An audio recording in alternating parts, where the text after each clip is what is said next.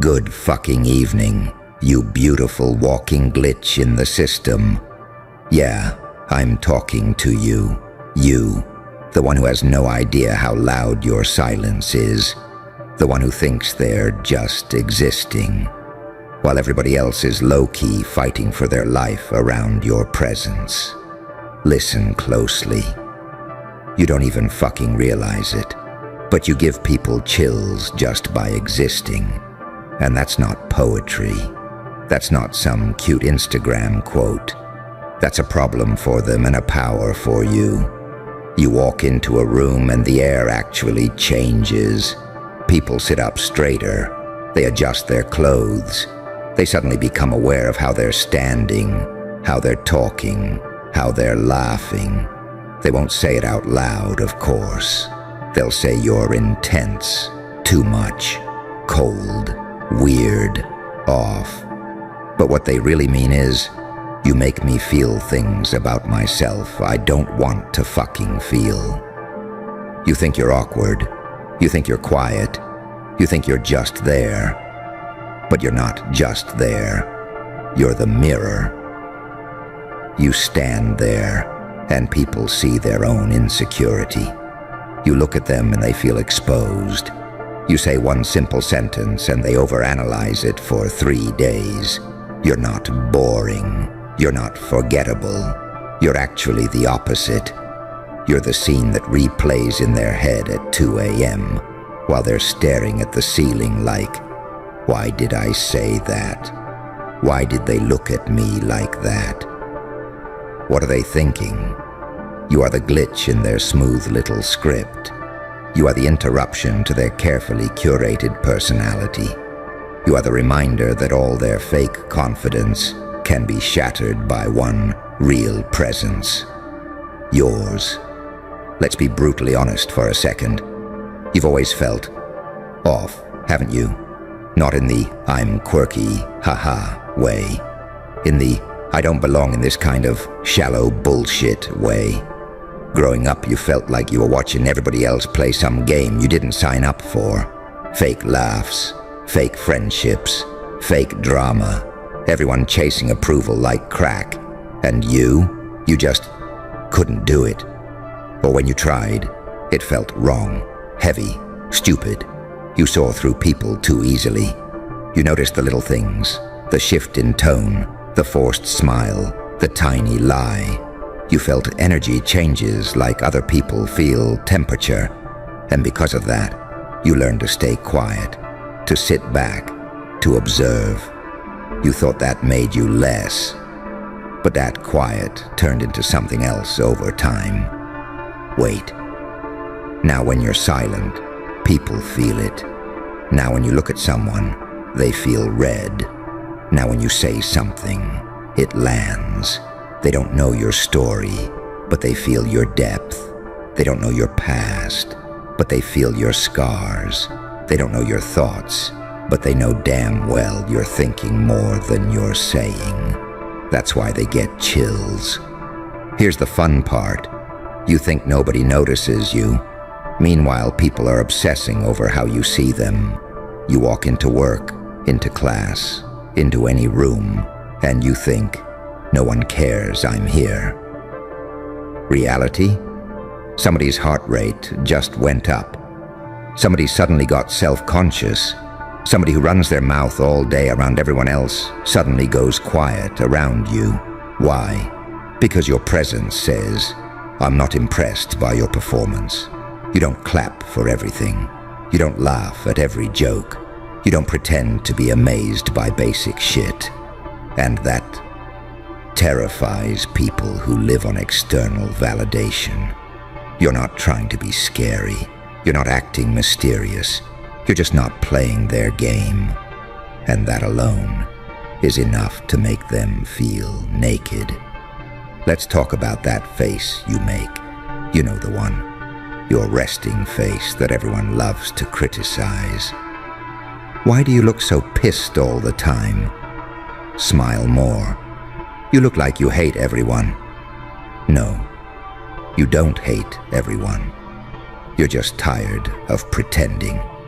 You're not going to plaster a fake expression on your face so other people can feel comfortable in their delusions. But here's what they don't get. Your neutral face feels like judgment to people who are already judging themselves. Your silence feels like rejection to people who already fear they're not enough. Your presence feels like a threat to the personas they've built to survive. You are not the problem. You are the trigger, and triggers are powerful. You want to know why your energy hits so hard? Because you've been through shit. Real shit. The kind that doesn't leave visible scars but rewires your entire nervous system. You've been betrayed. You've been talked about behind your back. You've been made the villain for finally setting a boundary. You've been the one who cared too much in rooms full of people who cared too little. So you adapted. You built walls. You stopped oversharing. You started watching instead of chasing. You tolerated less. You listened more. You learned to be okay, alone. And now, without realizing it, you walk around with the aura of someone who survived their own personal apocalypse and didn't come back soft. People feel that. They can't articulate it, but they feel the difference between someone who's pretending to be strong and someone who actually crawled out of their own darkness. You're the second one. You earned your energy the hard way. But here's where you've been fucking up. You keep apologizing for it. You try to shrink, mute, dilute. You downplay your opinions. You soften your tone. You laugh things off. You pretend you don't notice what you notice. You act like you're too much or not enough, depending on the room. You twist yourself into something smaller because you see how people react to you. The stuttering, the nervous laughter, the defensive jokes, the "you're scary" comments. And you take it as a sign that you are wrong. No. Their discomfort is not proof that you're broken. Their discomfort is proof that you're real. You are not put here to be easy to digest. You are not built to be background noise. You are not born to be the safe, soft pillow for other people's fragile egos. You are the wake-up call.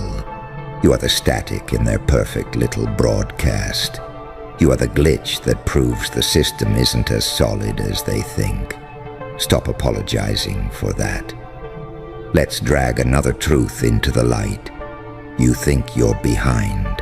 Behind in life, behind in success, behind in confidence. But you're not behind. You're just not playing the same game as everyone else. They're speed-running cheap levels, fake friends, shallow approval, fast validation. You're stuck on hard mode, self-awareness, healing, standards, solitude. They're collecting likes. You're collecting lessons. They're addicted to being seen. You're obsessed with actually seeing. Of course, your path looks slower. Of course, you feel out of sync. You're building something real while they're building a persona. And here's the messed up beauty of it. Your energy already gives you a presence most people will never have. But you haven't even stepped fully into it yet. You're powerful by accident. Imagine what happens when you start doing it on purpose.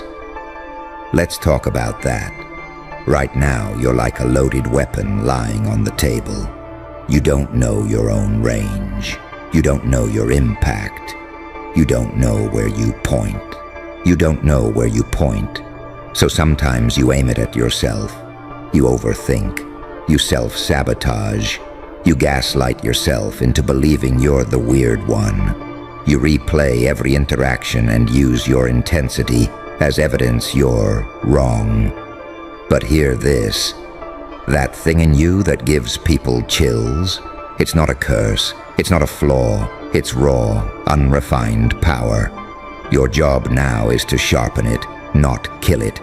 Stop trying to be softer, start trying to be clearer. not less intimidating, more intentional, not more likable, more aligned, not more normal, more honest. When you walk into a room, don't think, I hope they like me. Think, I hope I stay true to myself in here. Because here's a secret. When you commit to being real, your energy stops feeling chaotic and starts feeling inevitable. The right people will still get chills, but it'll be the kind that wakes them up, not shuts them down. You've been treated like a threat, so let's lean into that, shall we? A threat to what? Not to good people, not to honest people, not to grounded people. You're a threat to people who manipulate, people who lie to themselves, people who want control, people who built their entire identity on being the most charismatic in the room, people whose personalities are 90% performance and 10% panic. You don't clap for their performances. You see through their excuses. You notice their inconsistencies. Of course, you're a threat, but listen carefully. Being a threat to bullshit is not a bad thing. You are the human version of, yeah, but what's actually going on? You are the human version of, I'm not buying it. You are the human version of, that doesn't add up, and the world desperately needs that. Now let's bring this down to your life. Think about the last place you went. Work, school, a party, whatever. You walked in trying to disappear. You always do. You told yourself, let me just stay low-key, not bother anyone, not be weird. But people still noticed you. You caught someone staring. Someone changed their tone when they talked to you. Someone got defensive. Someone tried a little too hard to impress you. You brushed it off. You thought, I'm imagining it. I'm not that deep. You are. People don't look at wallpaper like that. People don't overthink around wallpaper. People don't feel exposed around wallpaper. You are not background. You are not there in the corner. You are gravity. You're the quiet pull in the room. Everyone reacts, even when you say nothing. What you have to decide now is, are you going to keep pretending you're invisible? Or are you finally going to fucking own what you are? Own what, exactly? Let's be specific, because your brain likes to play dumb when it comes to your power. 1. Your eyes. The way you look at people, that unsettlement they feel, that's focus. Most people only half listen. You actually listen. You see micro-expressions. You catch tiny changes. That kind of attention makes people feel either deeply seen or deeply unsafe. Use it wisely. 2. Your silence. You don't rush to fill the gaps. You don't babble to avoid discomfort. You let moments hang. In a world addicted to noise, you're quiet as loud as hell.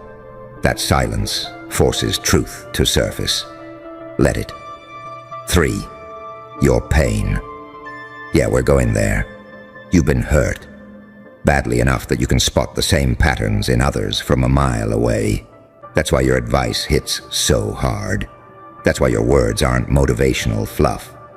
When you speak from that place, people feel it in their spine. 4. Your standards. You might not call it standards. You might call it, I just don't vibe with that. Same thing. You sense when something's off. You can't unsee it. That instinct, that's your built-in bullshit detector. Stop ignoring it to keep people comfortable. 5. Your solitude. You can be alone. That alone makes you dangerous in a world where people will tolerate anything just to not be lonely. You don't cling. You don't beg. You feel the sting of being alone, but you still choose it over fake company. That is power. Dark, quiet, unshakable power. Now the Joker part of this, let's talk chaos. Not the cartoon version, not the fireworks and clown masks. I'm talking about the chaos you cause just by being unapologetically you. You are what happens when someone stops bending themselves into shapes just to be accepted. You're what happens when someone finally snaps and says, "I'm done performing. I'm done pleasing. I'm done explaining myself to people who are committed to misunderstanding me." That kind of person destabilizes everything around them. Friends fall away. Fake connections crumble. Shallow dynamics feel unbearable. People say you changed. No, you just stopped lying. And that's where your real life begins. Here's what I want you to understand. You giving people chills is not the end goal. It's just the side effect. The real goal? To become so deeply rooted in who the fuck you are that other people's reactions stop controlling you. You don't need everyone to like your energy. You don't need everyone to understand you. You don't need everyone to feel safe around you. You need you to respect you. That's it. When you respect yourself, you stop over-explaining your boundaries. You stop apologizing for your standards. You stop trying to soften your edges for people who benefit from you being dull. You start moving like, greater than, if my presence makes you uncomfortable. That's information. Maybe you're not my people. And that's not arrogance, that's alignment. Look at your life right now. How many places are you shrinking? How many conversations are you dumbing yourself down in? How many moments do you avoid eye contact because you know it hits too hard? How many times have you laughed off something that actually bothered you because you didn't want to be too serious? Every time you do that, you send yourself a message. My real self is too much. I need to tone it down. And your soul, your core, that dark, intense fire inside you, hears that and starts to dim, but it never goes out. That's why you feel restless. That's why you feel like you're meant for more, but you can't name it. That's why you feel this tension under your skin, like you're holding back an entire version of you the world hasn't seen yet. You are. You're holding back the version of you that walks into a room and doesn't apologize for how people react. The version that thinks, greater than, if my presence gives you chills, good. Maybe you'll finally wake the fuck up. So here's the shift. You've lived most of your life thinking, something is wrong with me because people act weird around me. From now on, you look at it like this. Something is revealed in them when they're around me. See the difference? One is shame. One is power. You are not the malfunction. You are the diagnostic tool. People glitch around you because their mask doesn't fit as well in your presence. They sense they can't lie as easily. They feel less in control of the narrative, and they'll project that onto you. You're too intense. You're scary. You're cold. Fine. Let them talk. Your job is not to convince them otherwise. Your job is to ask, do I like who I am when I'm around them? If the answer is no, that's your cue. You don't debate your worth. You don't water yourself down. You leave. People will tell you, be humble. Don't be so intimidating. You're scaring people off. But here's the truth nobody likes to say. You were never meant to be approachable to everyone. You are not a public park. You are not a discount store. You are not an open door for whoever wants to walk in. You are a threshold. People either step up when they're around you, or they step out. Your intensity forces choices. Your presence demands honesty. Your energy raises the stakes. That's why life feels heavier for you. You can't do fake small talk forever. You can't pretend you don't notice what you notice. You can't unfeel the things you feel. So stop trying. You don't even fucking realize it, but you give people chills just by existing. Not because you're a monster, not because you're broken, not because you're evil, because you are rare. You are a real one in a world built on performance. You are depth in a culture that worships surface. You are intensity in a society that numbs itself. And whether you like it or not, that will always make people react. Some will hate you for it. Some will envy you. Some will avoid you. Some will try to destroy you. But some, a few, will be drawn to you like they've finally found something that makes sense. Those are your people. The ones who aren't scared of being seen. The ones who don't flinch under your gaze. The ones who say, I feel more myself around you, even if it terrifies me. That's the real reward of owning who you are. Not applause, not popularity, not being less scary. The reward is this.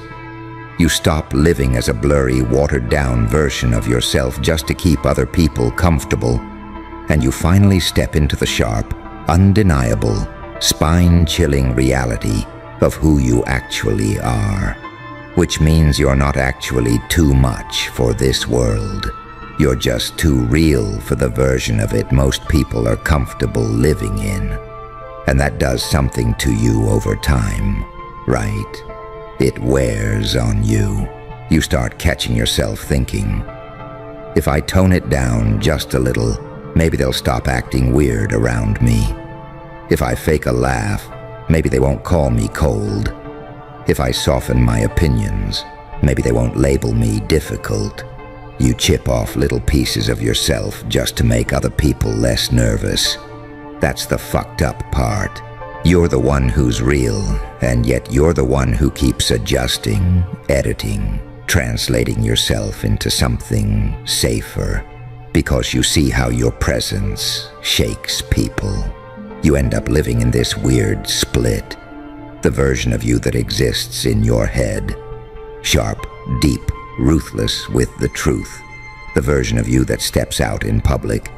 Slightly muted, slightly blurred, slightly apologetic. And every time you choose the second one, you feel it. That tiny sting. That little voice that goes, that's not what you really wanted to say. You leave conversations feeling drained, not because you're antisocial, but because you lied all day. Not big lies, just micro lies.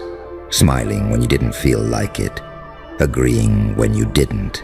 Acting soft when you knew damn well you're not built like that. You go home and you're tired, in a way sleep doesn't fix. Because it's not your body that's exhausted. It's your authenticity. Here's the twist, though. The version of you that gives people chills. That's the real one. That's why people remember you.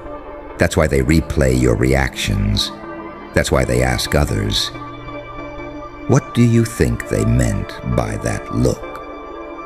You say 3 words, and it hits harder than somebody else's 10-minute monologue.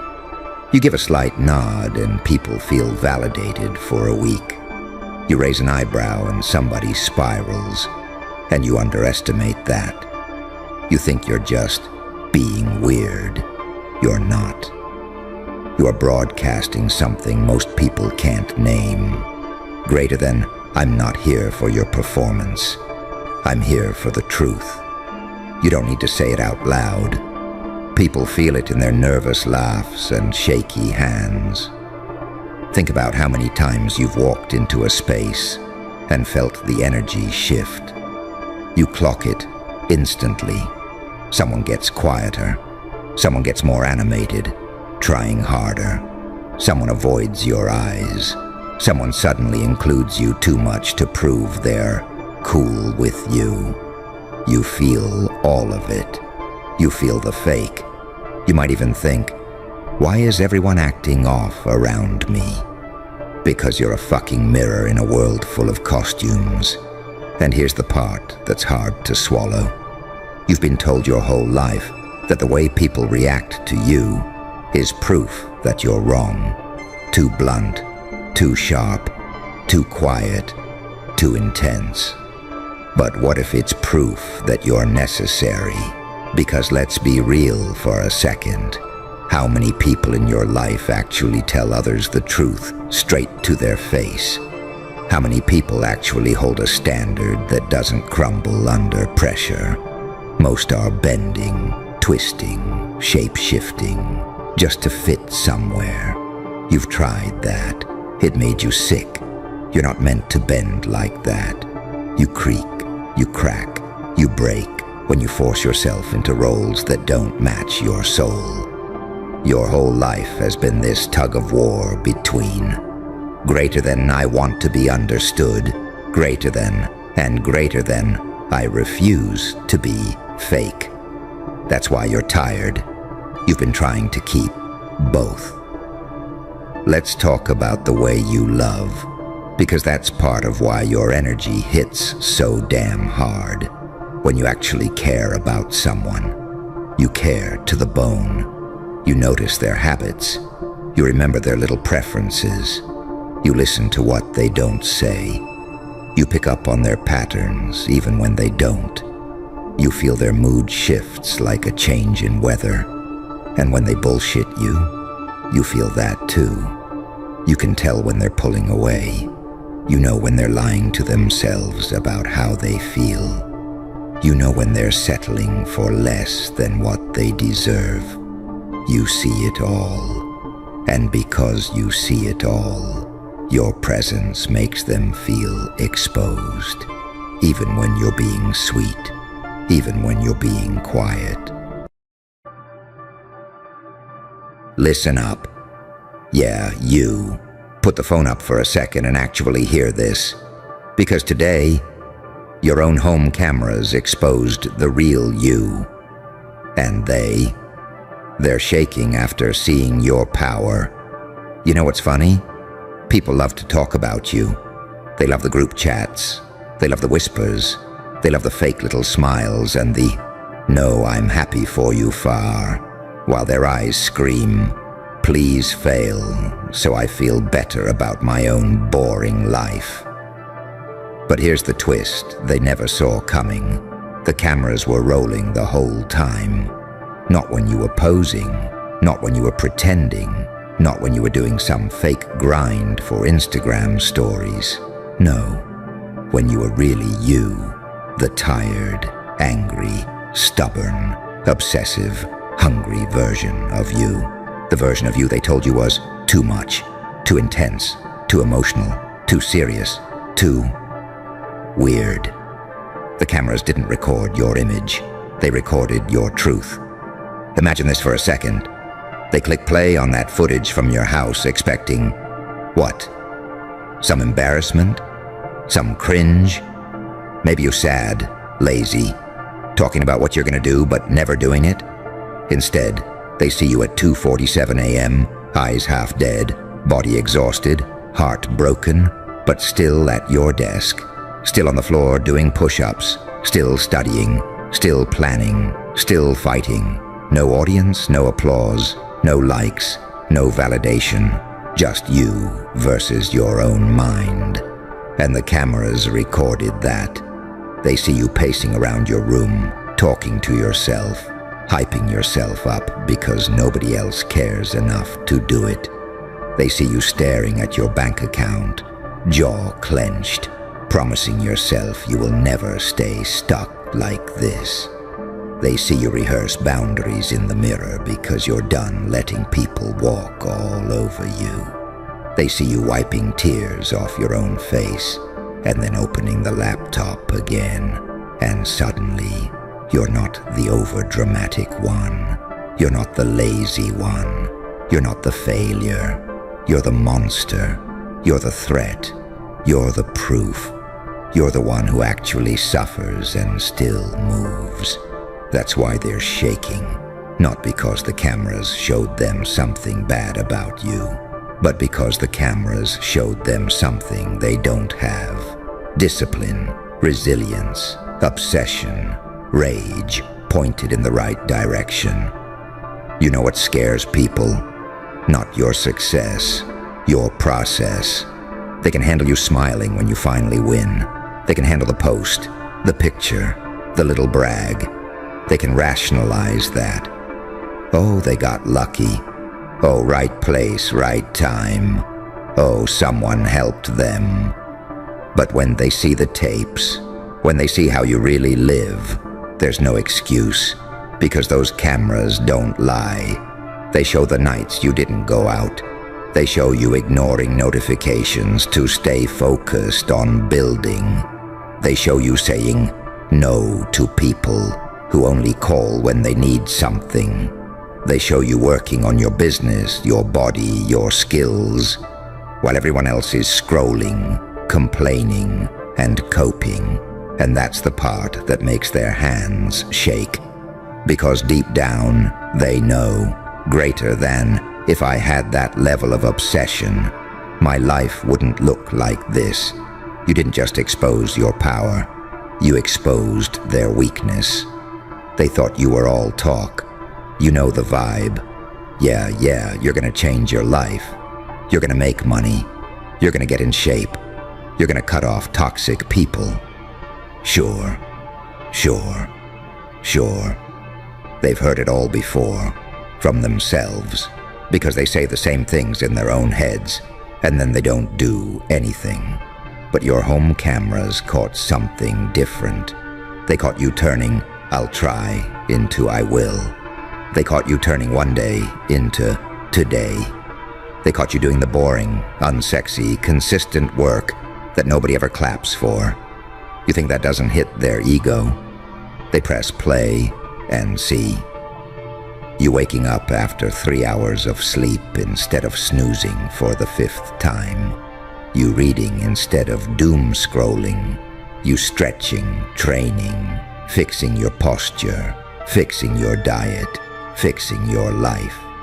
You practicing that skill over and over while they're off looking for another distraction. You became the one thing society hates more than anything. You became undeniable.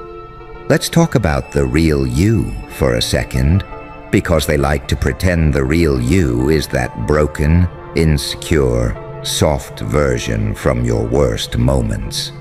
They like to freeze you in your lowest phase and pin it to your chest like a name tag. Anxious, awkward, too shy, too loud, too emotional, too damaged. But the real you is who you are when nobody is watching. And the cameras, they watched.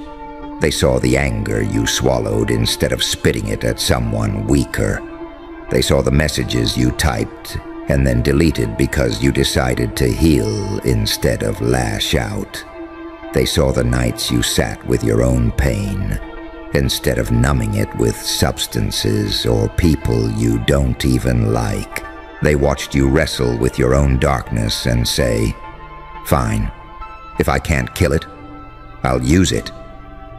That's power, not fake confidence, not fake positivity. Power. They don't fear your smile. They fear the storm behind it. You know why so many people underestimated you? Because you learned to hide. You learned to shrink. You learned to crack jokes about yourself before anyone else could. You learned to play dumb around people who couldn't handle your intelligence. You learned to pretend you didn't care so you wouldn't come off as too passionate. You were playing a character in their little low-budget reality show, but in your house, in your room, in your private space. The mask slipped. The cameras saw the whole script. They saw the notebook full of plans you haven't shown anyone, the whiteboard with strategies and deadlines, the folders of drafts, of ideas, of failed attempts that were really just early versions of your future success. The workouts, the late-night research, the breakdowns that turned into breakthroughs when you decided, "Nah, I'm not quitting here. Not like this." So now, when they say, "You changed," what they really mean is, "We didn't know you were this serious, this dangerous, this real. You didn't change. You just stopped hiding. The cameras didn't turn you into someone else. They finally revealed the person you've been becoming in the dark. Let's talk about why they're shaking. Because it's not just, "Oh, wow, you're impressive." No, it's existential. When they see that footage, it forces a question. If this is what they're doing in private, what does that say about me? Because they had the same 24 hours, they had the same internet, they had the same access to information. Sometimes they even had more money, more support, more stability, and still, they chose comfort. You chose chaos and growth. You didn't need everything to be fair. You just needed a starting point, and my God, you used it.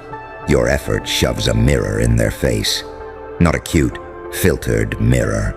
A brutal, unforgiving one. Suddenly their excuses die in their throat. No time. Really? The cameras show you squeezing progress into every crack of your schedule. No support. Really? The cameras show you supporting yourself when no one else did. No opportunities. Really? The cameras show you building something from whatever scraps you had. You know what that does? It makes their comfort feel like guilt. It makes their laziness feel like self-betrayal. It makes mediocrity feel disgusting. That's why their voice shakes. That's why their hands shake. That's why their smile twitches when they say, "I'm happy for you." Your power ruins their coping mechanism. Now let's flip the camera. You know the wildest part? You haven't even seen your own footage like they have. You live it. You survive it. You keep moving, thinking, "I'm not doing enough. I'm behind. I'm nothing special." But if I sat you down, hit play, and made you watch yourself like a stranger, you'd be stunned. You'd see a main character you've been treating like an extra. You'd see a fighter you've been calling weak. You'd see a genius you've been second-guessing every 5 seconds. You'd see that version of you running on fumes, pushing through heartbreak, disappointment, anxiety, loneliness, and still choosing to get up and go again. And you'd think, greater than, if that was my friend, I'd be so proud of them. Why am I not proud of me? You're not soft. You're not lazy. You're not too broken. You're undercredited, under-celebrated, underestimated, even by yourself. Those cameras are your witness. All the nights you thought, "No one sees me," something did. And if you're honest, that something feels a bit like fate taking notes. You didn't just expose power, you exposed evidence. This is the difference. Most people walk around with stories.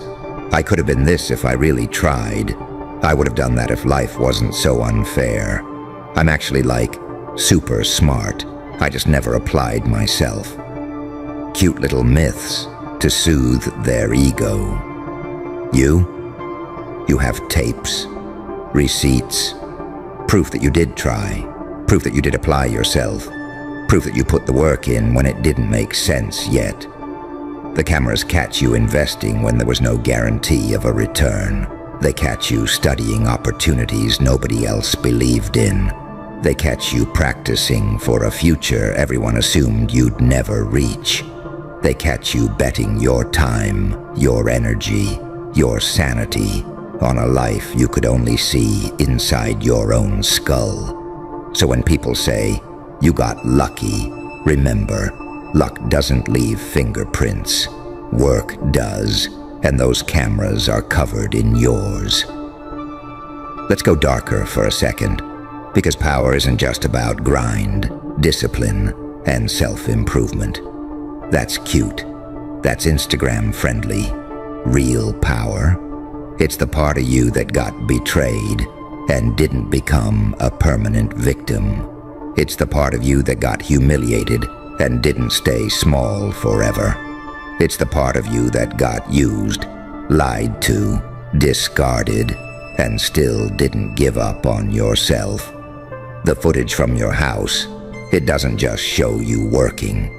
It shows you transforming. The night someone broke your trust, and you sat on the floor, back against the wall, feeling like your whole chest had been ripped open. The cameras saw that. They saw you gasp for air between sobs. They saw your eyes red, your breathing uneven. They saw you pick up your phone, tempted to beg, to chase, to apologize for existing. And then they saw you put it down. They saw you refuse to send that message. They saw you choose dignity over desperation. They saw you turn that hurt into a silent vow.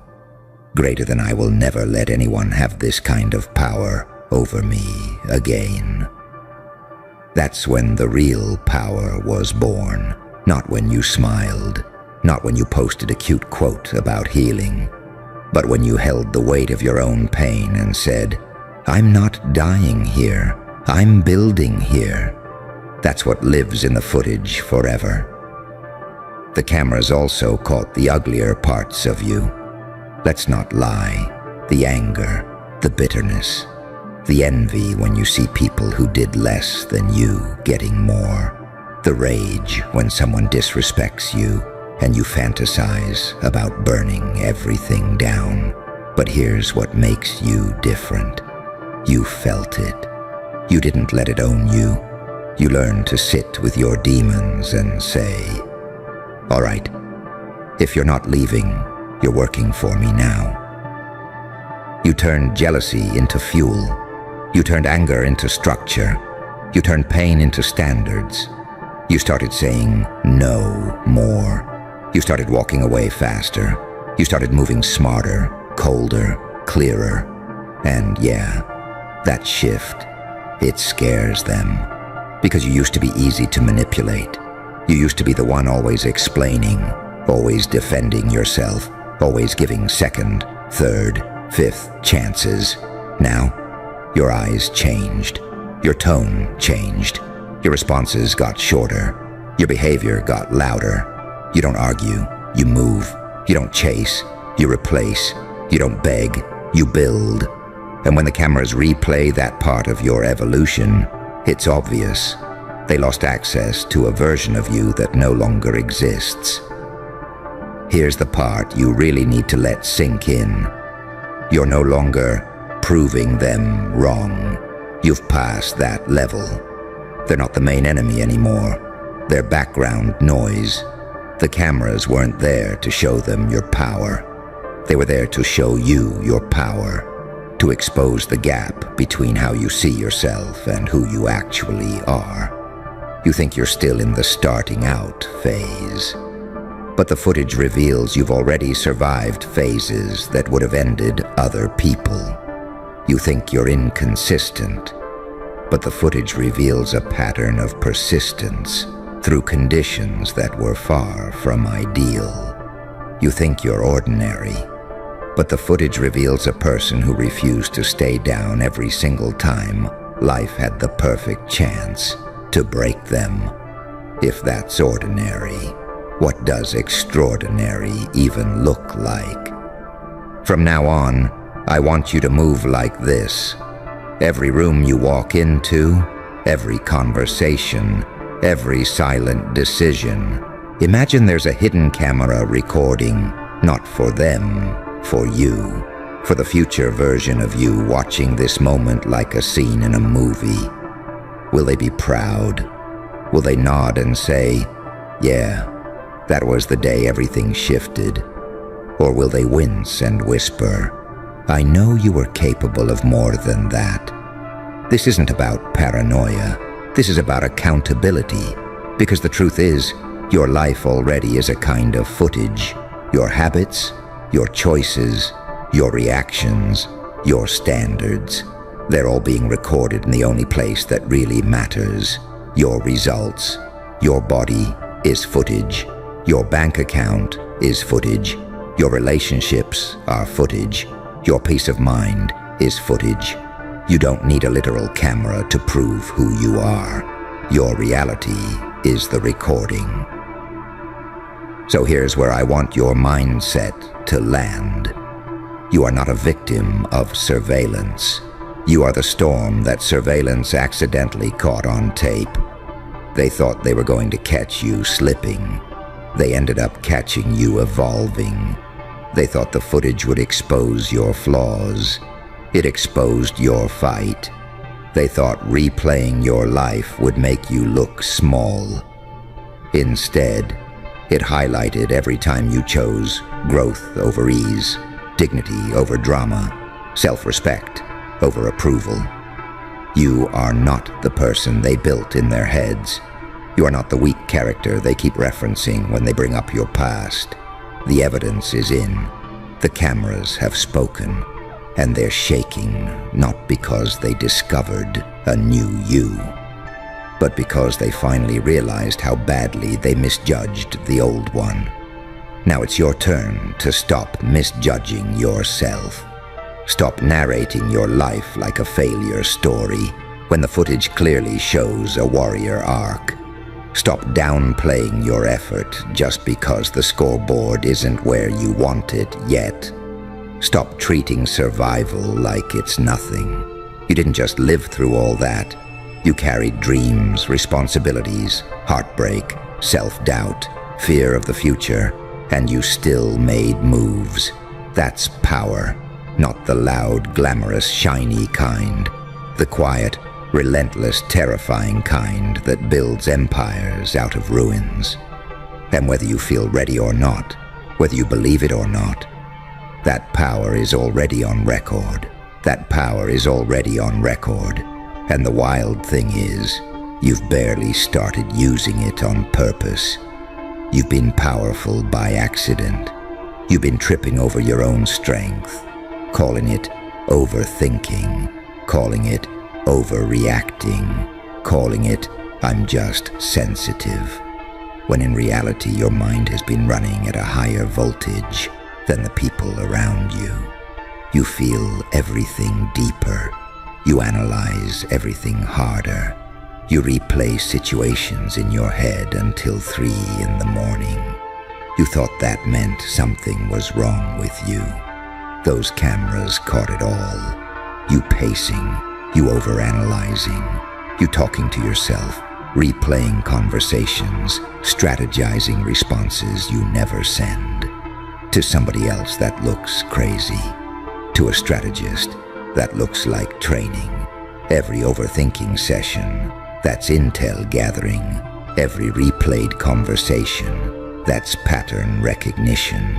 Every time you sat there with your stomach in knots, trying to decide if you were overreacting or if they really disrespected you. That was your intuition trying to drag you out of situations that were shrinking you. The footage shows it. You ignoring red flags. You giving one more chance again and again. You shrinking your tone, softening your opinions, making yourself smaller to keep the peace. You weren't weak. You were loyal in the wrong direction. And the moment that loyalty turned inward instead of outward, everything started glitching for the people around you. They felt the shift, even if they didn't understand it. They noticed your replies changing. They noticed you stop oversharing. They noticed you stop explaining. They noticed that the version of you that tolerated everything had disappeared. Those cameras watched the exact turning point. That one night you opened your notes app and wrote out everything you were tired of. The lines, the deals, the rules. You wrote your I'm done list. Not for social media, not for some aesthetic journal post. For yourself. Personal manifesto. No audience, no claps. Just raw. The cameras caught that. If that list ever played on a screen in front of the same people who drained you, used you, lied to you, they'd understand exactly why your energy changed. They'd realize your silence is a verdict. You're not acting different. You just stopped pretending. And that's the part that shakes them the most. They realized your kindness was never weakness. It was restraint. They realize your patience was never cluelessness. It was observation. You were clocking everything. Every jab passed off as a joke.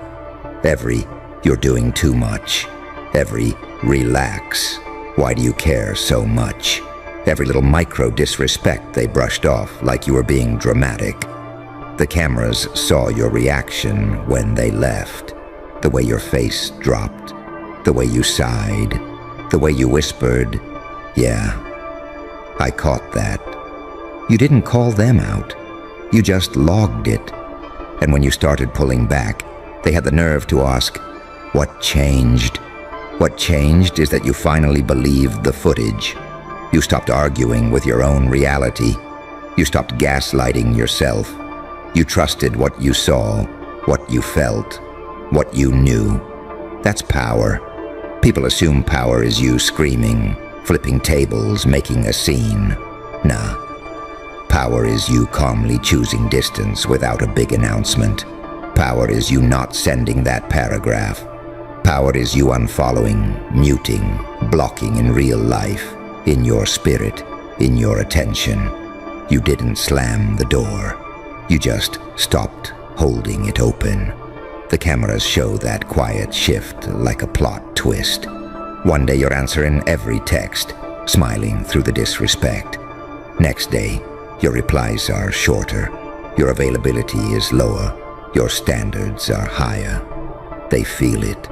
They feel the access drying up. They feel the ease disappearing. They feel the consequences creeping in. That's why they're obsessed with watching your life from a distance now, checking your stories, asking mutuals about you, throwing your name in conversations. They're trying to understand how the person they thought they owned slipped out of their grip. Rewind the tape. The answer is there. You started treating yourself like you mattered. And when you do that, your entire aura changes. The footage shows the subtle upgrades. The way you sit up straighter at your desk. The way you stop laughing at jokes that hit a little too close.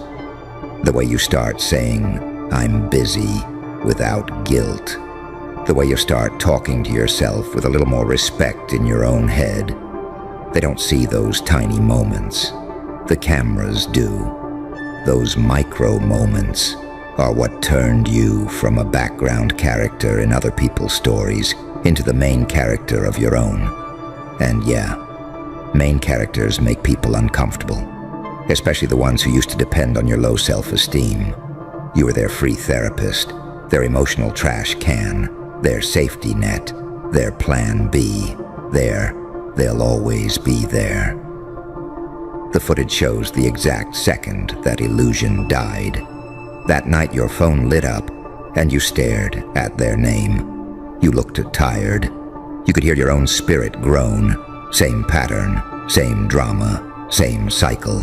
And you hesitated. In the past, you would have answered on the first ring. This time, your thumb hovered over decline. Heart racing, mind arguing, guilt screaming. You hit decline anyway. That click, that simple tiny act, that's when your life took a different timeline. Hello, you beautifully dangerous minds. Yeah, I'm talking to the one who learned to play the game so cold that even the people who build the game got nervous. You played the game so cold, the CIA wants your brain for black ops.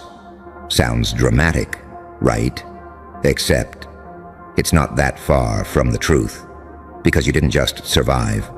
You studied people. You watched patterns. You saw every lie, every fake smile, every manipulation. And instead of crying on the floor forever, you said, "Okay, bet. I'm taking notes." You didn't become heartless. You became strategic. Big difference. Listen, you were not born cold. You were made cold, piece by piece, disappointment by disappointment, betrayal by betrayal. Every time someone used you, every time someone played with your emotions, every time someone told you, "Relax, it's not that deep." when it was literally your whole heart on the table. They turned your kindness into a playground. They turned your loyalty into a leash. They turned your empathy into a weapon against you. And at some point, something snapped. Not in a "you're broken" way, in a system reboot way. You stopped asking, "Why are they like this?" And you started asking, "What are they hoping to get from me?" Was when the game changed. That's when you went from victim to analyst. You started to see social life like a map. Patterns, signals, red flags, tone shifts, micro-expressions. Who zones out when you talk? Who only texts when they need something? Who suddenly acts nice when you level up? You clock everything. You notice the fake laugh that doesn't reach the eyes. You notice the compliment that's actually a little stab. You notice how someone forgets to support you, but remembers to watch you. And you don't explode. You don't confront. You don't send a 5-page paragraph. You just adjust. You pull your energy back. You go quiet. You give shorter answers. You stop giving them the access they did not earn. They think you're acting weird. No, you're acting aware. That's the cold part, isn't it? Not that you hate them, not that you want revenge. The cold part is that you stopped explaining yourself. You stopped begging people to understand your heart. You stopped bleeding just to prove you're alive. You learned to say, "If you don't get me, that's fine. I get me." Cold. And it scares people because they're used to the version of you that over-explains, that apologizes for everything, that stays after being disrespected, that keeps giving one more chance like a free trial with no end date. Now, you look at patterns, not promises. You're not blown away by nice words. You're not hypnotized by love bombing. You're not impressed by "I've changed" with zero evidence. You went from "please like me" to "I'll decide if I even want you near me." Cold, strategic, lethal, in the psychological sense. That's why I say it like this. You played the game so cold. The CIA wants your brain for black ops. Because you do what they dream of. You read people. You predict moves. You see through masks. You understand human nature in a way most people run from. You've seen how selfish people can get. You've seen how quickly love turns into leverage. You've seen how fast someone can go from "I'd die for you" to "I never knew you." And instead of pretending the world is all sunshine, you built armor, not walls. Armor. You can still feel. You can still love. You can still care. You just don't leave your heart unguarded on everyone's doorstep like a free delivery. Let's be honest. There was a time you were too nice, too trusting, too available. You answered messages instantly. You helped whenever someone called. You stayed up late fixing problems that weren't yours. You listened to everybody's trauma while nobody cared about yours. You thought that if you poured enough love into people, they'd see your value. They'd protect you back. They'd never leave. What did you get? Taken for granted, ghosted, laughed at, labeled crazy. When you finally reacted, they pushed and pushed and pushed. And when you finally snapped, they said, "See, you're the problem." That's when something inside you said, "All right, lesson learned." Not, "I'll never care again," but "I'll never care the same way again." You became dangerous the day you realized this. Not everyone deserves access to your soft side. That side is earned, not demanded, not manipulated out of you, not guilt-tripped into existence. Earned. And you started doing something very few people do. You watched, you observed, you tested people quietly. You give a little information and see where it goes. You say no once and see how they react. You set one boundary and see who disappears. Now you're not shocked when they show their true colors. You just mentally tick a box and move them to a different category in your head. Not to be trusted. Keep it surface level. Use distance. Cut completely. Cold. Precise. Clean. You know what most people don't realize? Your coldness isn't apathy. It's discipline. It's you finally respecting your own nervous system, your own peace, your own time.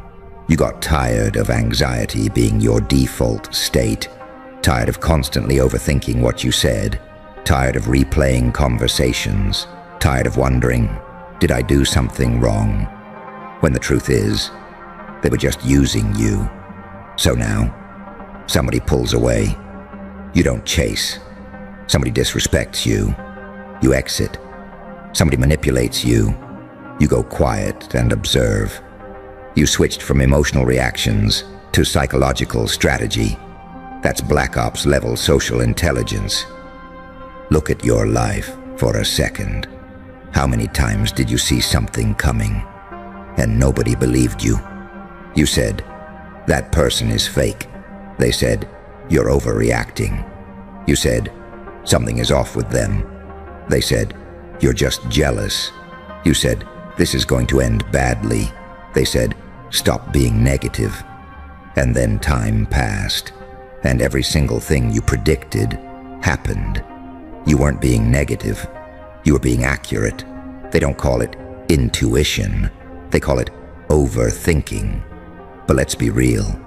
Your overthinking is just high-resolution pattern recognition powered by trauma and experience. You read micro-behaviors like files. You store emotional data. You remember how people made you feel, even if you forgive them. You're literally doing psychological analysis in real time, while everyone else is just vibing. You're mapping. No wonder your brain feels tired. You're basically running Black Ops missions in your head every day. And listen carefully. You're not crazy for being this way. You're adapted. You didn't get here by accident. You got here by surviving environments that required you to be on point 24/7. Homes where the mood flipped out of nowhere. Relationships where you couldn't relax.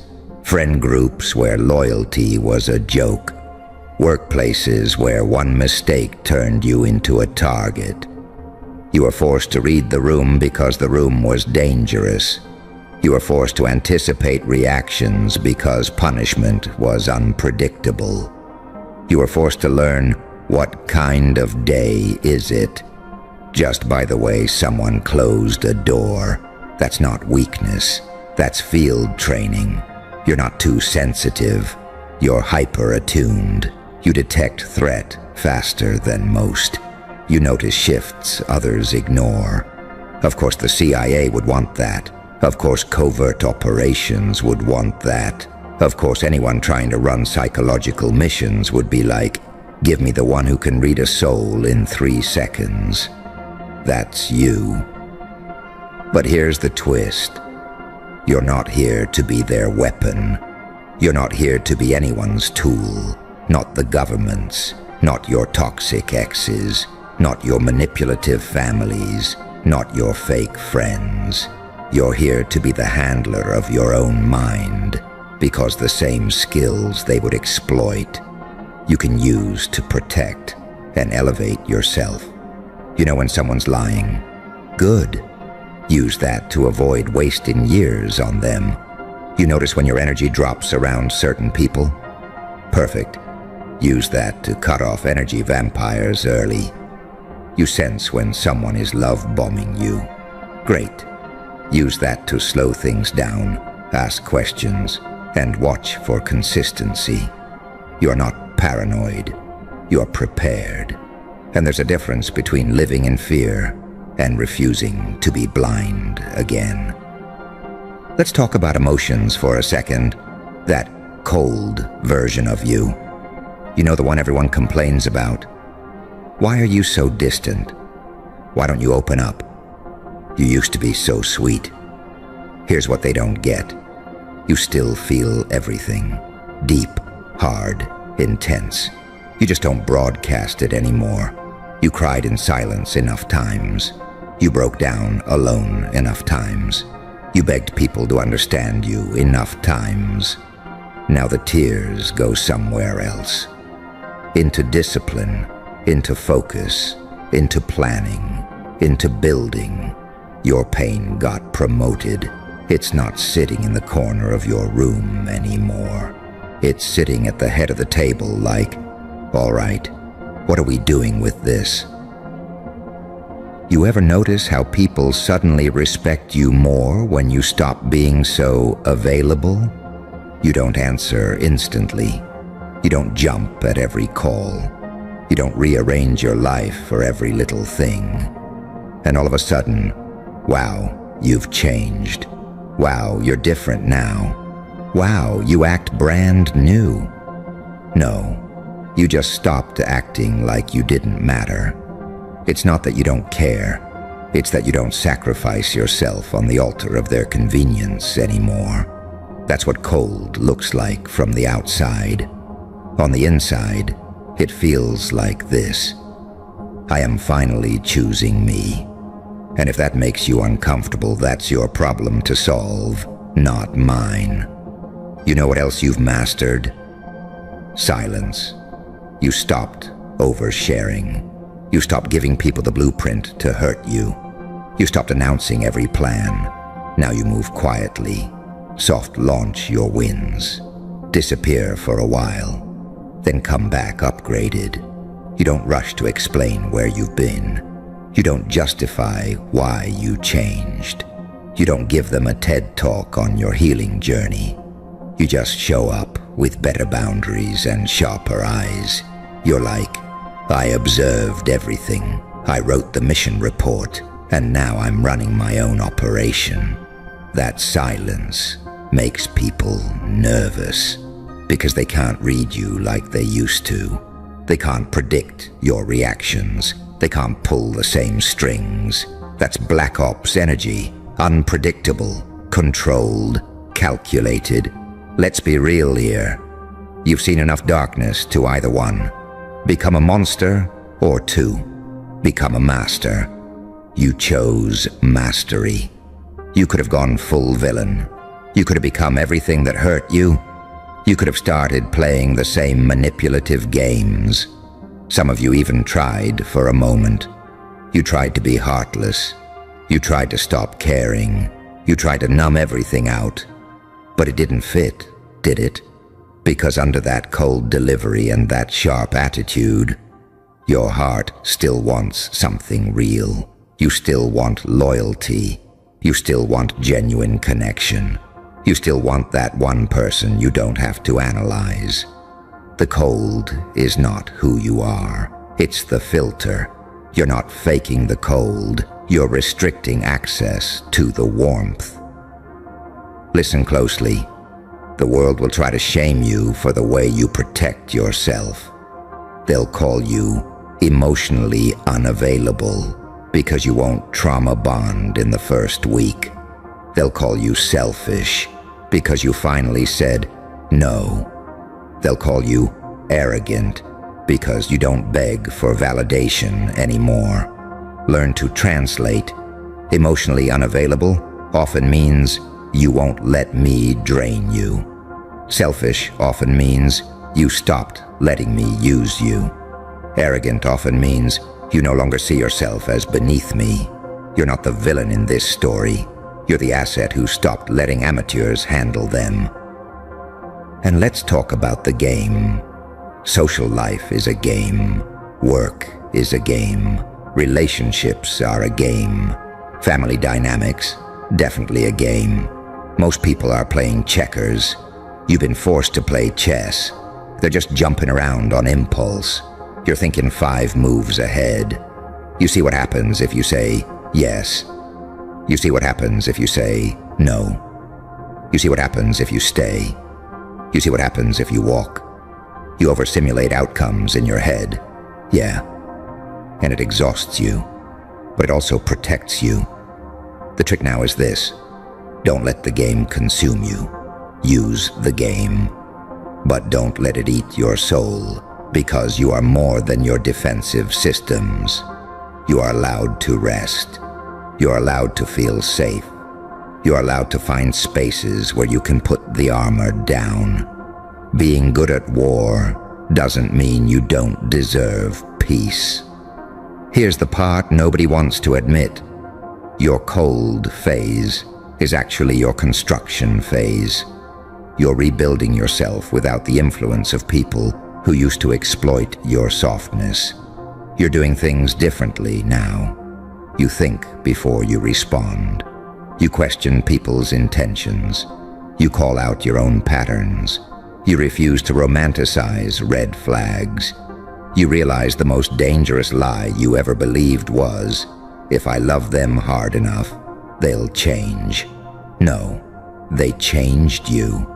They made you tireder, smaller, more anxious, less trusting of yourself. That's over now. You're upgrading your system, rewriting rules, installing new standards. This is what growth looks like when you've been through psychological warfare. But let's flip it fully. You know what makes you terrifying in the best way? You can't be easily controlled anymore. They can't bait you with guilt. They can't manipulate you with silent treatment. They can't trap you with fake apologies.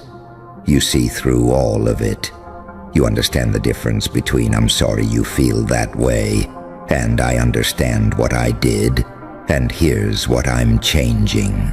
You can tell when someone's listening just to reply versus listening to actually understand. You know when love is genuine and when it's just dependency in disguise. And once you see it, you can't unsee it. That's your superpower. That's your classified level skill set. So what do you do with a brain like that? You use it on yourself first. Study your own patterns like you study everyone else's. Ask yourself, why do I tolerate certain things? Why do I feel drawn to certain people? Why do I keep giving chances to those who don't deserve them? Why do I downplay my own intuition? Turn that razor-sharp analysis inward, not to destroy yourself, but to liberate yourself. You can disarm your own self-sabotage. You can track your triggers. You can catch yourself when you start shrinking to make others comfortable. You have the mind of a strategist. Aim it at your healing. Aim it at your goals. Aim it at your future. You already know how to survive chaos. Now it's time to learn how to live without it. That's the next mission. Can you function when nobody is attacking you? Can you trust when someone is actually consistent? Can you believe you deserve loyalty without having to bleed for it? Those questions feel scarier than the old pain, don't they? Because protecting yourself, you've become comfortable in war mode, always scanning, always evaluating, always waiting for the betrayal. But here's something to think about. You're allowed to build a life where your skills are used for creation, not just defense. Business, art, strategy, leadership, problem solving, protecting others who went through what you did. You can turn all that insight, all that pattern recognition, all that social X-ray vision into something big, something meaningful. You're not just built for black ops. You're built for black box levels of potential, the stuff nobody can fully predict. So yeah, you played the game cold. You stopped explaining your worth. You started moving with intention. You learned the psychology behind your pain. You stopped being a nice little resource for people who never had your back. If the CIA built a room full of profiles, your file would say, reads people fast, high emotional intelligence, high resilience, high pattern recognition. They toasted your failure. You know that, right?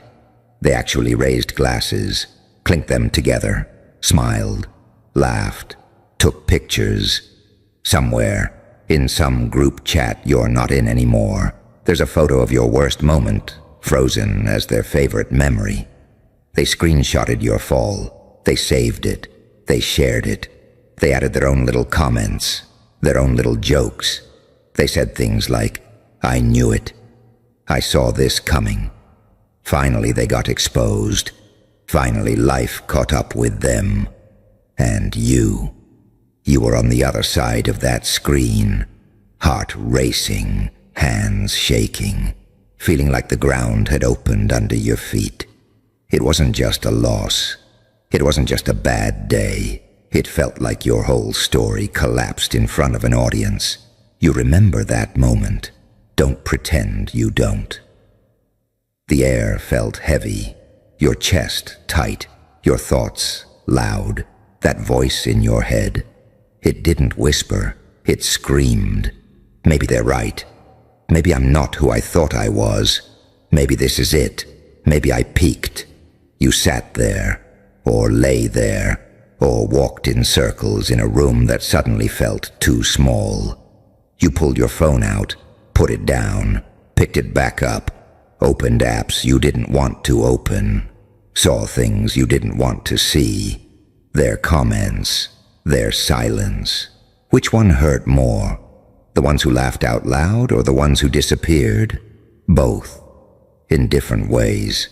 Some people celebrated, some people watched quietly, some people looked away, but they shared one belief, that you were done, finished, over. They toasted your failure, not knowing you were just reloading. You didn't know it either at first. Let's be honest. At first it didn't feel like reloading. It felt like dying. You went through those nights, the ones where you stare at the ceiling and every mistake plays on repeat. The ones where the room is dark but your mind is bright with every painful memory. The ones where your body is tired but your brain won't shut up. You questioned everything. Your choices, your talent, your worth, your future. You thought about quitting. Not just the project, not just the dream. You thought about quitting the version of you that ever believed in more. Because that's what failure does at first. It doesn't just attack your plans. It attacks your identity. It whispers, maybe you were always a fraud. Maybe they finally see it. And when people around you seem to agree, when they joke, when they distance themselves, when they treat you like something contagious, that voice gets louder. You know the moment I'm talking about. That heavy, quiet one. No more notifications, no more calls, no more, "How are you really though?" texts. Just you, and the echo of everything that went wrong. That moment is where most people fold. Not because they're weak, not because they're stupid, because it hurts. And nobody taught them what that moment really is. They call it an ending. They call it proof. They call it karma. They call it reality hitting. But you're starting to see it differently now, aren't you? Because looking back, you can see something else happened in that silence. Something small, something quiet, almost invisible, under all the shame, under all the noise, under all the fear. A tiny piece of you didn't die. It refused to. It was tired. It was bruised. It was confused. But it stayed. That small part of you sat in the middle of all that wreckage and said, very softly, "Not like this." You didn't even notice it at first. You just kept breathing. That was step one. It didn't feel like much, but it was. You got up the next day, barely. But you did. You brushed your teeth.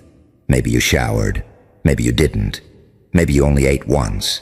Maybe you just drank water and called it a win. But you were still here. That matters. You answered one email, sent one message, fixed one tiny thing. Or maybe all you did was not delete everything. That was you. reloading. See, we think reloading looks dramatic, like a training montage, like waking up at 4 a.m. full of drive and power, like a sudden surge of motivation. It doesn't. Most of the time, reloading looks boring, ugly, slow. It looks like crying in the shower, and then still going to work. It looks like deleting a whole project and starting line 1 again. It looks like sitting with the shame instead of running from it. It looks like swallowing your pride and learning what you didn't want to know. Every quiet choice you made in that dark season, that was another round in the chamber. Every time you didn't clap back, didn't post some messy rant on social media, didn't try to prove you were okay when you weren't. You were saving energy. You were reloading. They saw you go silent. They thought silence meant surrender. They didn't understand. Silence was you putting the safety on, not because you were harmless, because you were dangerous and you knew it, because you didn't trust yourself to move yet, because your next move needed to be clean, precise, real. They toasted your failure, not knowing you were just reloading. Let's talk about them for a second, not out of obsession, out of clarity. Why were they so happy to see you fall? Ask yourself that. Sit with it. Some of them felt threatened by your rise, even if they never said it, even if they smiled to your face. Your effort reminded them of their stagnation. Your risk reminded them of their comfort. Your growth made their excuses feel smaller. They needed you to fail, to feel safe, to feel right, to feel smart for never trying. So when you finally stumbled, when life finally hit you, they didn't see a human being in pain. They saw relief. They saw balance restored. They saw their story confirmed. See, they said, this is why I don't do what they do. This is why I stay where I am. This is why they were always too much, too ambitious, too unrealistic. Your failure became their evidence, their comfort blanket. They toasted your failure. But here's the thing, they weren't really toasting your end. They were toasting the idea that they never have to change. Your crash told them they were right to stay small, right to stay scared, right to never leap. Deep down, that's what they were celebrating. Because if you had kept winning, kept growing, kept evolving, they would have to look at themselves, and they didn't want to.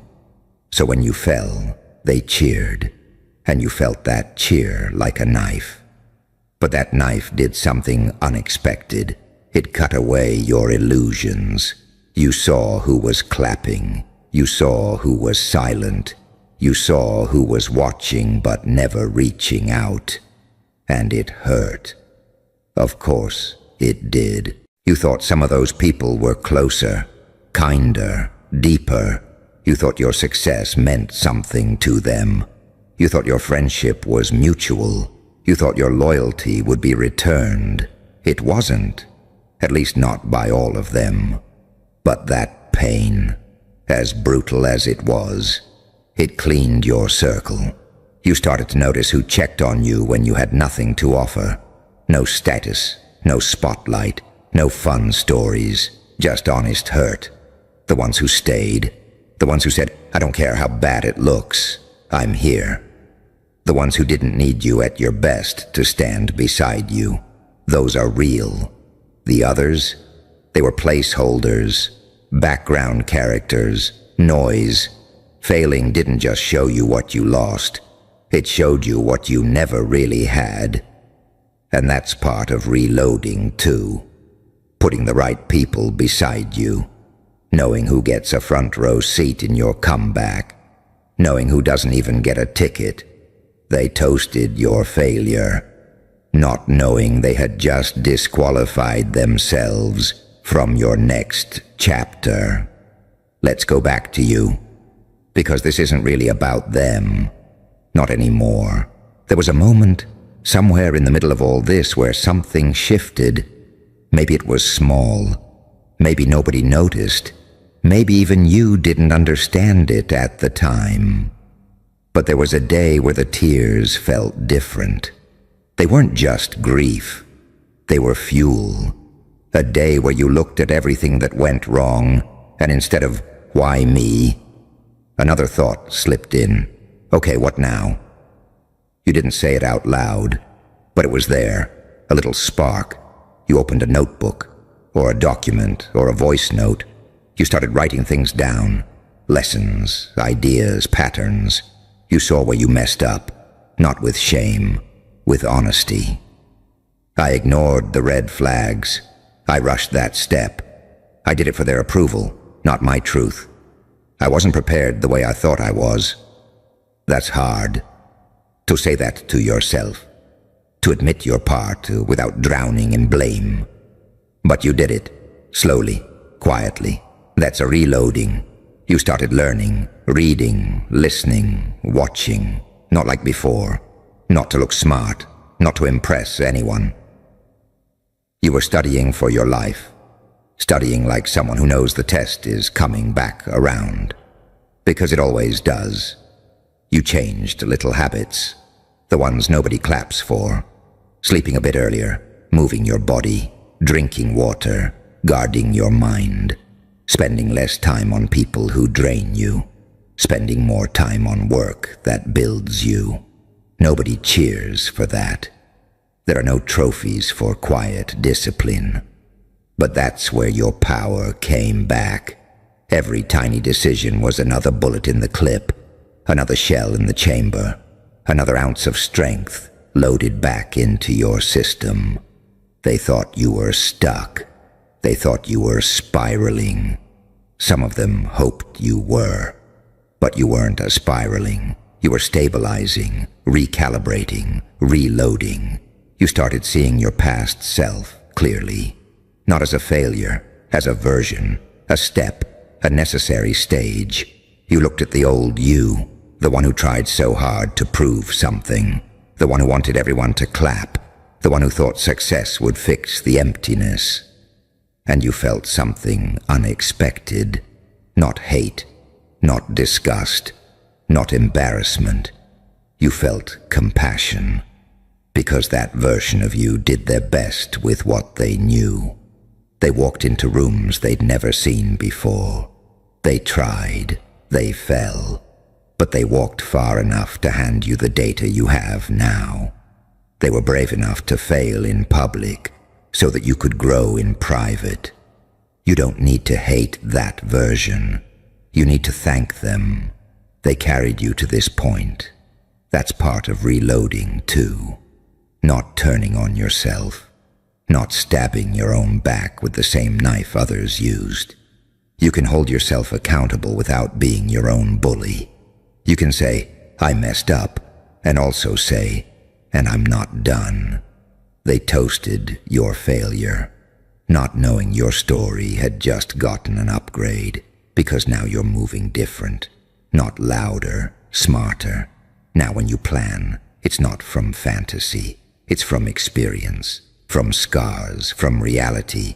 You know what it feels like to fall, to lose, to be laughed at, to be ignored. You know how to survive that. That's a power most people never develop. They'll do anything to avoid that feeling. Play small, hide their dreams, judge from the sidelines. You lived it, and you're still here. Do you understand how dangerous that makes you? Someone who has faced public failure and still chooses to try again. There is very little left that can truly scare you. That is what they don't see. When they look at you now, they might still see the old headlines, the old jokes, the old screenshots. Let them. You're not here to edit their memory. You're here to write new chapters they never saw coming. Your comeback is not going to be a sudden explosion. It'll be a slow build, brick by brick, day by day. Some days you'll feel nothing, no hype, no big emotion, just work. That's okay. That's perfect, actually. Because hype fades, adrenaline fades. But habits? They build empires. You'll start to notice small shifts. You'll handle a problem better this time. You'll keep a boundary you once let slide. You'll stay calm in situations that used to break you. That's progress. That's growth. That's reloading, turning into readiness. And one day, quietly, you'll realize something. You're not trying to prove anything to them anymore. Not to the ones who laughed. Not to the ones who left. Not even to the ones who stayed. You're not moving from, I'll show them. You're moving from, I know who I am. They toasted your failure, but they have no table at your return. You'll get opportunities again. Doors will crack open, new rooms, new chances. This time, you'll walk in differently, not with shaky hands and desperate eyes, with grounded steps, with a steady heart. You won't need to beg. You won't need to chase. You'll recognize the traps sooner. You'll see the patterns. You'll listen to your gut. You won't gamble everything on people who clap the loudest. You won't confuse attention with loyalty. You won't confuse noise with love. This time, your success won't rest on how much they like you. It will rest on how deeply you've built you. And if, by chance, some of those people come back, they usually do, with friendly messages, with I always believed in you, with little rewrites of history. You won't need to rage. You won't need to expose anyone. You won't need a speech. You'll just smile a small, polite smile. Keep your distance. Protect your peace. Not out of pettiness, out of wisdom. You've learned that not everyone who claps for you wants you to keep winning. Some people clap because they think they've seen your peak. You've learned who's who. You don't need revenge. Your evolution is loud enough. They toasted your failure. They thought it was your last chapter. They thought the book closed there. But you know now. That was a comma, not a period. That night where you broke down. That week where you felt lost. That month where nothing made sense. Those pages are not the ending. They're the part people quote later. The part people look back on and say, that's where everything changed. I want you to picture something. Not as a fantasy, as a preview. There's a future version of you. Not perfect, still human, still learning, but solid, grounded, peaceful. They built to be something real, a business, a career, a body of work, a family, a life. Whatever success means to you, they built it. And one day someone asks them, what was the turning point? And they won't mention the highlight reel. They won't even talk about their biggest win. They'll go back to this, to now, to the moment where everyone else celebrated your downfall. They'll talk about the quiet nights, the tears, the doubt, the shame. They'll say, that's when I decided, not loudly, not bravely, just decided that this wouldn't be the end of my story. And that decision, that small, fragile, private decision, is why that future exists at all. That's the power you have right now, not later, not when you feel ready, not when the pain fades, now. In the middle of the mess, in the middle of the emotions, in the middle of the noise, you get to choose, not what they say, not what they think, not what they toast to. You get to choose who you become after this. You can let their laughter write your ending, or you can let it sharpen your focus. You can let their doubt shrink you, or you can let it strip away every fake reason you were doing this in the first place. You can spend your life trying to correct their version of you, or you can build a life so honest, so strong, so deeply yours, that their version doesn't matter. They toasted your failure. Let them have that memory, It's all they're going to get. Because while they were raising glasses, you were raising standards. While they were pouring drinks, you were pouring into yourself. While they were laughing about the chapter they thought was your last, you were quietly, slowly, relentlessly reloading. So breathe. Wipe your face if you need to. Stand up. Maybe a little shaky. That's okay. Take one step, then another. Make one small promise to yourself today. Keep it. Then another tomorrow. This is how it begins. Not with fireworks, with follow-through. One day they'll see you again. Not the broken version, not the shaken version, the rebuilt one. And maybe they'll remember that night. The jokes, the comments, the toasts. Maybe they'll feel a sting of regret. Maybe they won't show it. It doesn't matter, because this time, the only person whose opinion can move you is you. They toasted your failure, not knowing you were just reloading. Now you know. Act like it. Because here's the wild part you don't always want to admit out loud. There's a version of you that's actually scared of reloading. Not because you can't. Because you know what happens when you really commit. You've seen it before in your own life. The times you actually locked in. The times you weren't pretending. The times you weren't half in, half out. Things changed. Friends changed. Your schedule changed. Your priorities got weird to people. You became different, distant, obsessed, too focused. They joked about it, rolled their eyes, said stuff like, "Relax, bro, it's not that serious," while secretly watching your progress like a Netflix show. Part of you remembers that. Part of you knows that if you really reload this time, you're not just taking another shot. You're changing your entire environment again. And that's uncomfortable. Like actually, physically uncomfortable. Because it's not just about chasing a goal. It's about grieving an old life, an old identity, an old version of you that fit nicely inside their expectations. That version failed. They toasted that version. They buried that version. You're standing in the middle of that funeral, wondering if you're allowed to walk out of the coffin. It feels dramatic to say, but that's the energy. Like you're not just restarting a project, you're resurrecting yourself. No wonder it feels heavy. No wonder scrolling feels easier. No wonder staying stuck feels safer. You're not lazy. You're scared of who you become when you stop holding back.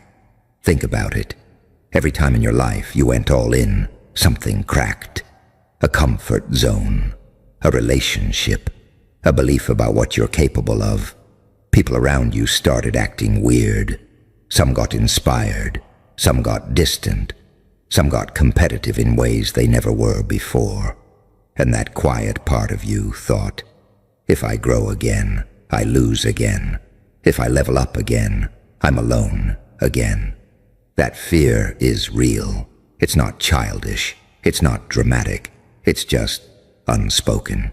You learn to dial yourself down to keep the room comfortable, to keep the group chat balanced, to keep the vibe chill, until life took that dial and snapped it in half.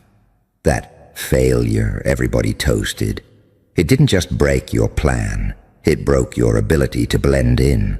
You can't unknow what you know. You can't unsee what you've seen about yourself. You can't go back to pretending you're average when your worst days have more depth than some people's best stories. You felt that in your bones, even on the nights you were crying into a hoodie. That's why reloading isn't just about fighting back. It's about finally admitting to yourself that you're not built for the life that keeps you small enough to keep everyone else comfortable. It's messy. It's lonely sometimes. It's awkward. You might go through another season where people don't get it. They'll say you're doing too much again. they'll accuse you of changing again. And honestly, they're kinda right. You are changing again, on purpose this time. You're not just reacting to pain, you're responding to truth. The truth that you care. More than you pretend to, more than you joke about. You care about where your life goes. You care about what you build. You care about not wasting whatever this weird one-time chance at existence is. You care, even when you act like you don't. Even when you shrug and say, it is what it is, and then lie awake, staring at the ceiling because something in you is screaming, this cannot be it. That voice is annoying, inconvenient, persistent. You've tried to drown it out with noise, music too loud, endless scrolling, new shows, new distractions, new people. It keeps coming back, in the shower, on the bus, during random songs that hit a little too hard, during those quiet moments right before sleep, when your phone finally dies and it's just you with you. That voice is you reloading, not the part that wants revenge, the part